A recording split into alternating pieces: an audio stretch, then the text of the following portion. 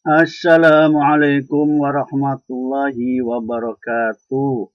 Alhamdulillah, kita bisa berjumpa kembali bersama pelajaran SKI, dan pada kesempatan kali ini bahasan kita adalah bab 4 tentang nilai-nilai Islam dan kearifan lokal dari berbagai suku di Indonesia, bagian pertama.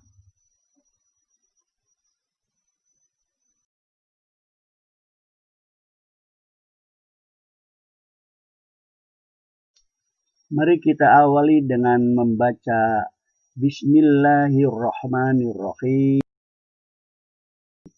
Adapun kompetensi dasar pada pembahasan kali ini adalah bahwa setelah pembelajaran nilai-nilai Islam dan kearifan lokal, siswa dapat menghayati nilai-nilai Islam dan kearifan lokal dari berbagai suku di Indonesia. Siswa mengamalkan sikap kritis, toleran, dan santun. Yang ketiga, siswa dapat menganalisis nilai-nilai Islam dan kearifan lokal dari berbagai suku di Indonesia. Dan yang keempat, mengklasifikasikan nilai-nilai Islam dan kearifan lokal dari berbagai suku di Indonesia.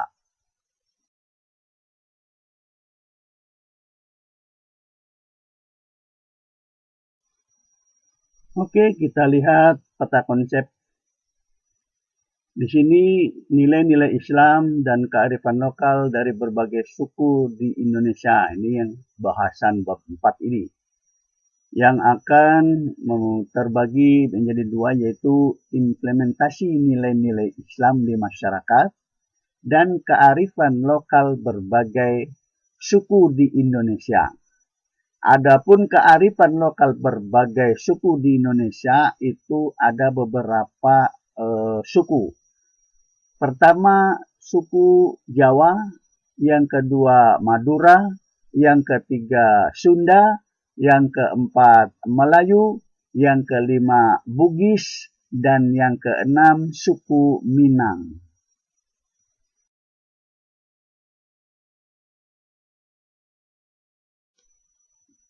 Mari kita ikuti pelajaran ini dengan tenang dan sungguh-sungguh, yaitu akan dibahas nilai-nilai Islam dan kearifan lokal dari berbagai suku di Indonesia.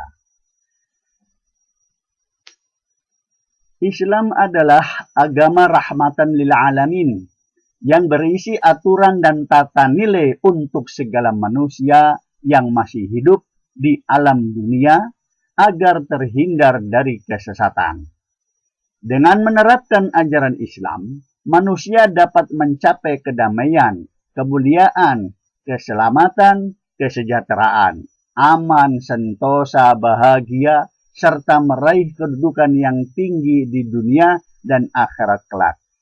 Hal tersebut disebabkan manusia mengemban amanah dari Allah Subhanahu wa Ta'ala sebagai abdillah, imaratul fil ard, dan khalifatullah.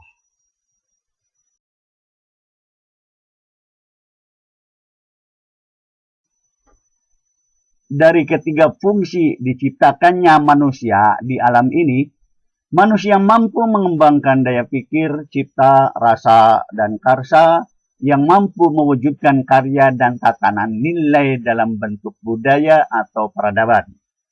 Hal tersebut pada gilirannya akan bermuara pada sa'adatud darain, terwujudnya dua kebahagiaan, yaitu di dunia dan akhirat, yang sering diimplementasikan dalam doa harian, fid dunya hasanah wa fil akhirati hasanah.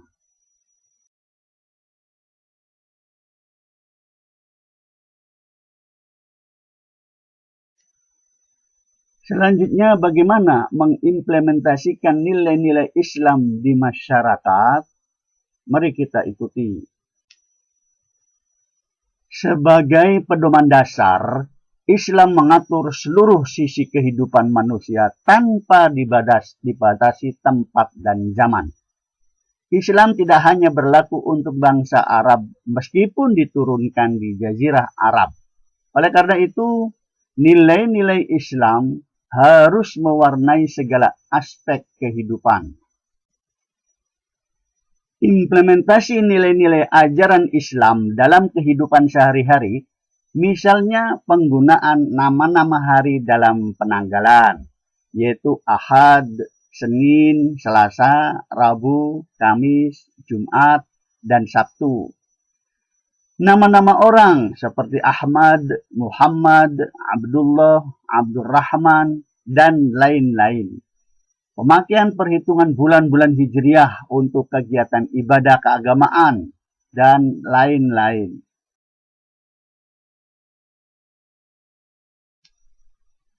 Selanjutnya, bahwa penggunaan kosakata bahasa Arab seperti syukur, selamat, salam, kurban, kawan, karib, dan selainnya dalam bahasa pergaulan sehari-hari. Bahkan idiom Arab itu pun sampai memberikan kontribusi pada lembaga formal kenegaraan seperti Dewan Permusyawaratan Rakyat, Majelis Permusyawaratan Rakyat, Mahkamah Konstitusi, dan lain-lain. Begitu pula penyerapan kosakata bahasa Arab ke bahasa baku atau formal seperti rakyat, masyarakat, wilayah, dan seterusnya.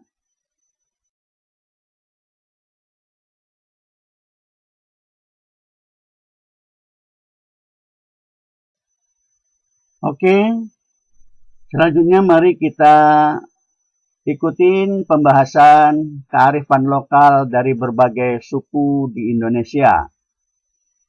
Yang pertama adalah suku masyarakat Jawa.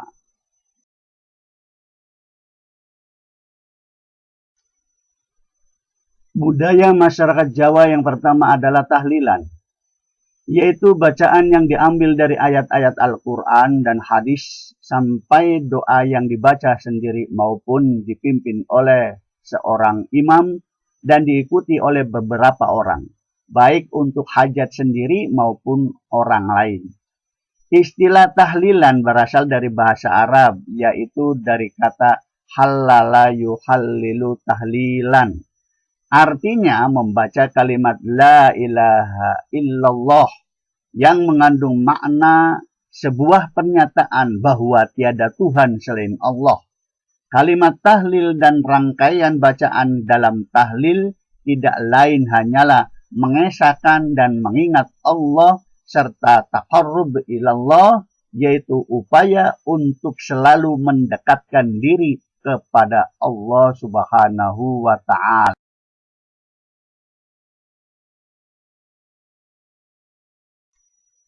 Yang kedua adalah pengajian. Pengajian ini biasa penyampaian materi-materi keagamaan kepada orang lain pada momen atau waktu tertentu, seperti pengajian Ahad Pon, Jumat Wage, Ahad Pagi, Malam Jumat, pengajian bapak-bapak, pengajian ibu-ibu, bandongan, sorogan, dan lain sebagainya.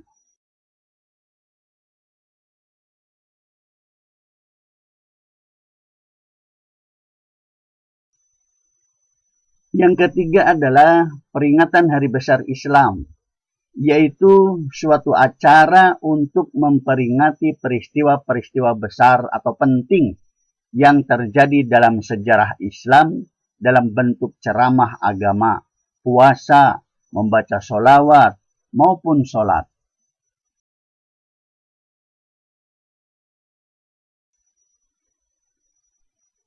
Yang keempat adalah takbiran, yaitu mengucapkan takbir bersama-sama pada malam 1 Syawal atau Idul Fitri di masjid, musola, atau bahkan berkeliling kampung.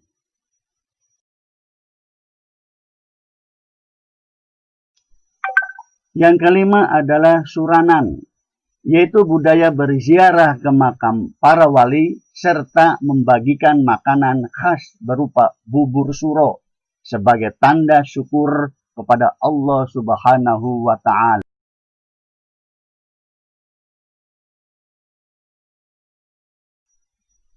Yang keenam adalah nyadran. Nyadran adalah ziarah kubur untuk menghormati orang tua atau leluhur dengan mendoakan arwah mereka serta bersih-bersih makam dan desa dari pagi sampai menjelang waktu zuhur.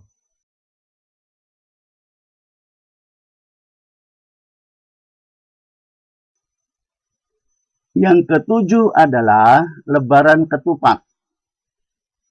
Disebut juga dengan Bagda Kupat yang dilaksanakan seminggu setelah pelaksanaan Hari Raya Idul Fitri. Nah, ini dia di Jawa juga ada. Mungkin di tempat-tempat lain juga ada.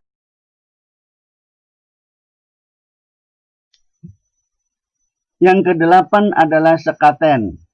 Sekaten adalah upacara untuk memperingati Maulid Nabi atau Maulid Nabi Muhammad SAW. Kegiatan ini merupakan upacara untuk memperingati Maulid Nabi Muhammad SAW atau Muludan di lingkungan Keraton Yogyakarta. Selain pada momen Maulud, upacara sekaten diselenggarakan pula pada bulan besar seperti Zulhijjah. Dalam perayaan ini, gamelan sekaten diarak dari keraton ke halaman Masjid Agung Yogyakarta dan dibunyikan siang malam sejak seminggu sebelum tanggal 12 Rabiul Awal.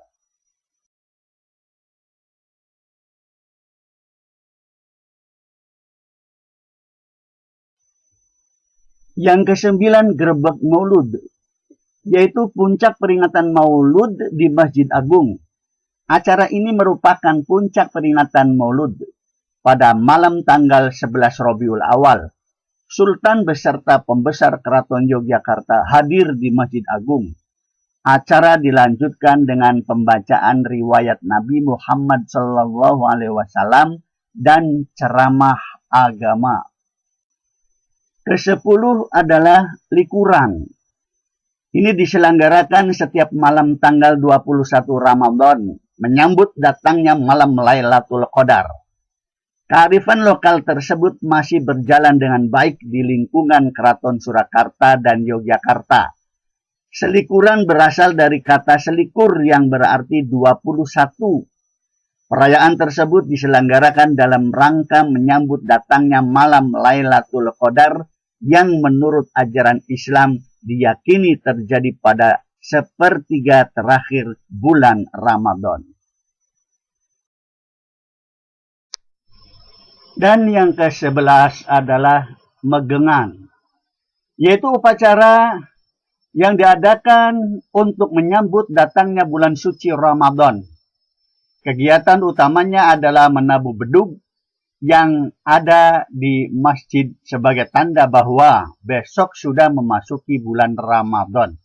Dan semua umat Islam wajib melaksanakan puasa. Upacara tersebut masih terpelihara dengan baik di daerah Kudus dan Semarang. Selesai sudah materi tentang nilai-nilai Islam dan kearifan lokal dari berbagai suku di Indonesia. Alhamdulillah, mari kita akhiri dengan membaca lafaz Alhamdulillahirabbil alamin. Wassalamualaikum warahmatullahi wabarakatuh. Semangat dan terus semangat.